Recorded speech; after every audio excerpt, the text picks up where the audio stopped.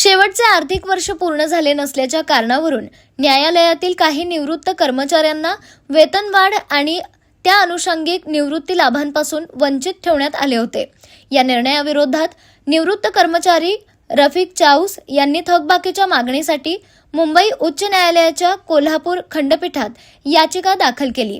Advocate अभिषेक नंदीमठ यांच्या माध्यमातून दाखल करण्यात आलेल्या या याचिकेत मनोहर भोईटे यांच्यासह अन्य सुमारे 100 निवृत्त कर्मचाऱ्यांनी शासनाविरोधात न्यायालयीन दाद मागितली होती। या प्रकरणाची सुनावणी न्यायमूर्ती मिलिंद जाधव आणि न्यायमूर्ती नंदेश देशपांडे यांच्या खंडपीठासमोर झाली। 1 जानेवारी ते 31 मे दरम्यान निवृत्त झालेल्या कर्मचाऱ्यांना वेतनवाढीसह इतर पात्र लाभ 2 महिन्यांच्या आत देण्याचे आदेश खंडपीठाने दिले आहेत। या याचिकेसाठी माजी जिल्हा न्यायाधीश जी.एस. नंदीमठ, जे.एस. साळुंखे, खटावकर, जांभळे, महादेव चौगुले आणि ऐनापुरे यांनी सहकार्य केले।